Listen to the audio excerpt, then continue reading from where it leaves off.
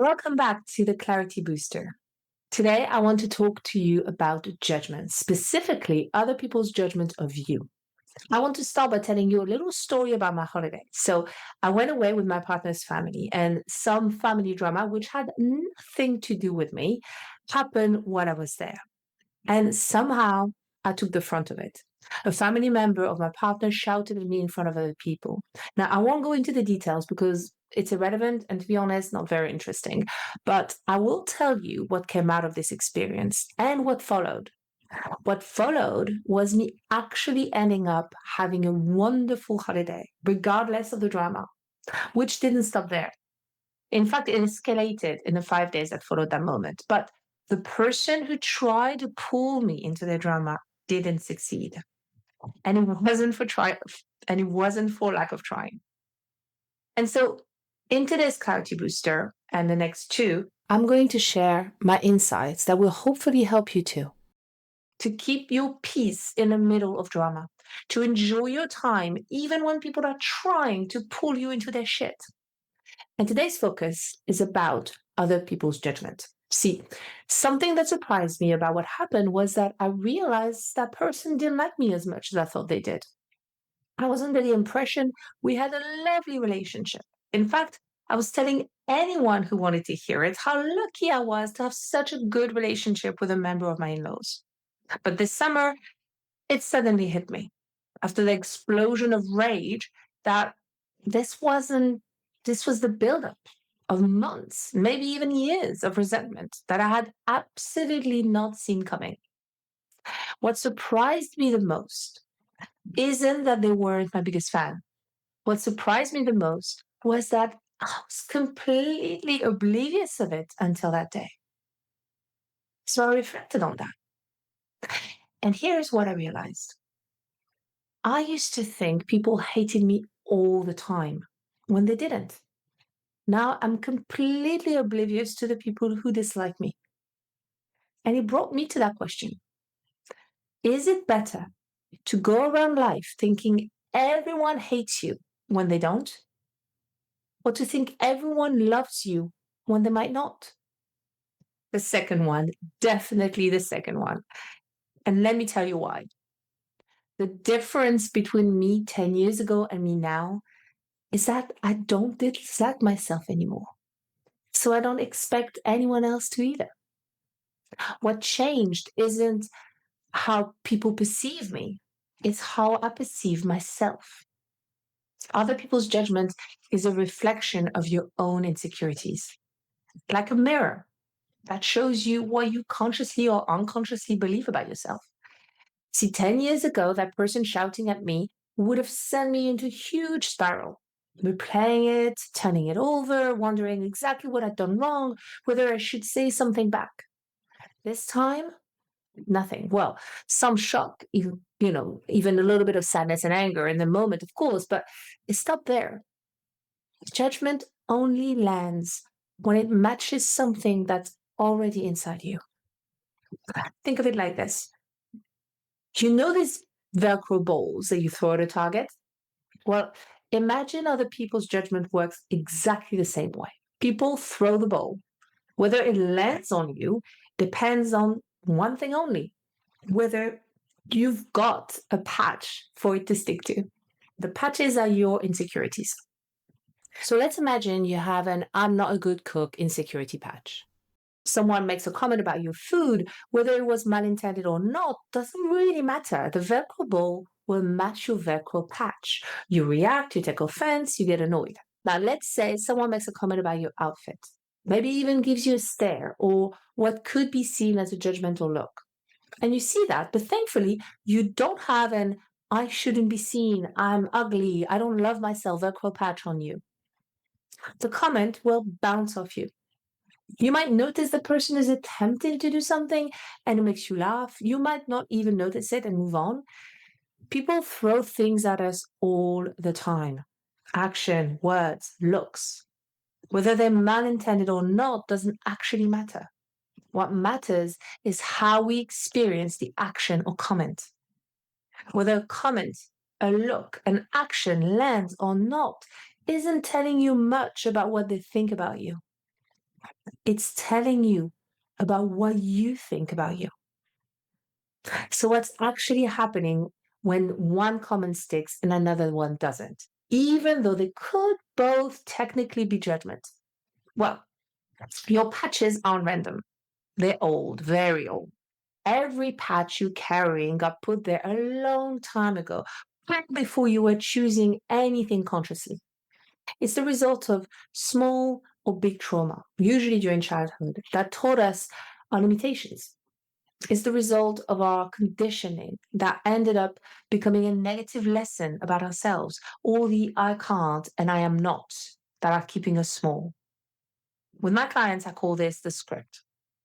In adult life, it shows up as extreme feelings of anger, frustration, sadness, or jealousy. It shows up in reacting to other people's behavior and being overly defensive. If I had an I'm not lovable, I don't love myself Velcro patch in that moment during that holiday, I would have probably reacted very strongly to what happened. I would have spiraled for days after, looking for every clue that I was the victim in that situation. But I didn't feel like I was the victim.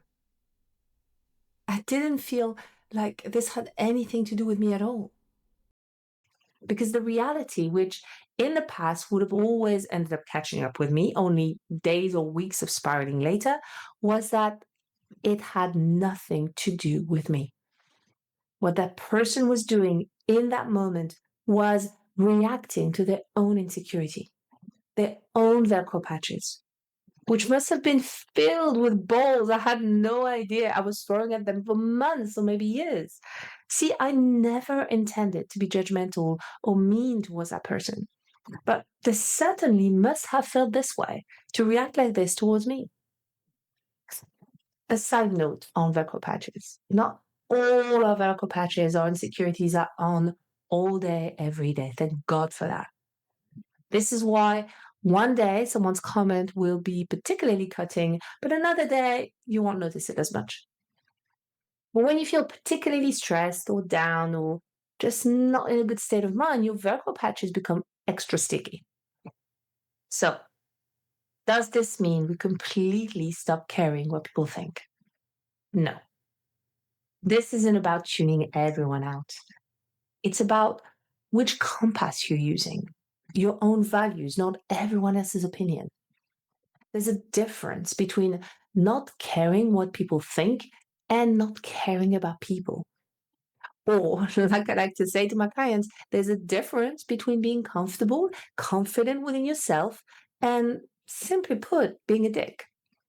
You can be blissfully unaware of other people's opinion of you, or you can be aware and not care and still not go about your day upsetting everyone. You can care about someone and still not need their approval to feel okay. We owe it to each other to treat each other with respect and kindness. But that does not mean we are responsible for other people's limitations or trauma. That does not mean we should take it upon ourselves to fix their insecurities. Now, here is an important caveat to all of this. Remember that I said that when we have a strong reaction to what someone did or said, it means a small part of us agrees.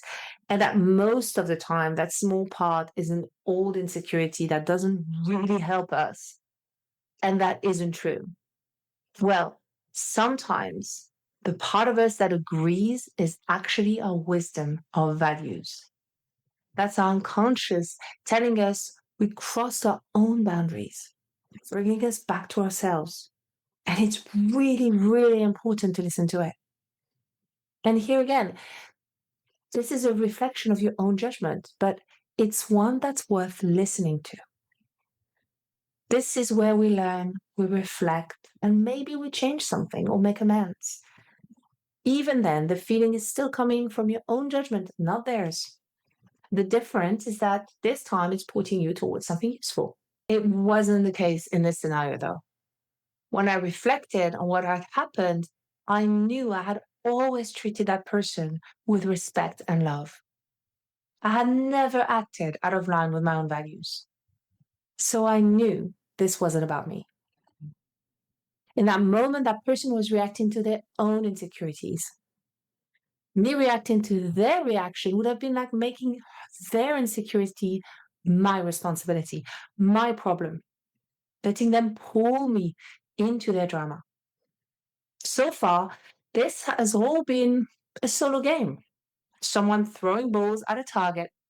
Whether they land depends on my patches, but it's still just them throwing. The moment you react, that changes. The moment you catch the ball and throw it back, their solo game becomes a two-player one. It becomes a game of ping pong.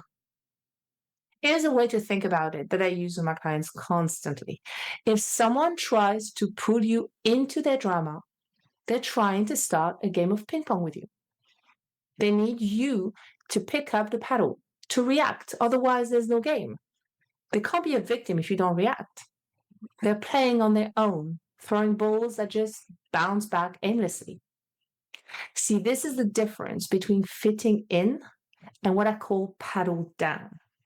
Fitting in is when you say or do something out of fear of being judged. In that scenario, it would have looked like me reacting to the situation because I would be afraid maybe that other people might think I don't have a backbone or that I don't back myself. It can also look like piling on to people gossiping or bitching about someone else to feel included and not upset anyone with your silence. Paddle down means choosing your peace, acting from a place of choice and alignment with your values. For me, it meant not screaming back, not worrying about whether other people might think that person walked all over me. We will talk more about that in the next Clarity Boosters, the importance of timing when it comes to setting boundaries. Or it could look like not joining in the gossiping and bitching because it just doesn't feel right to you.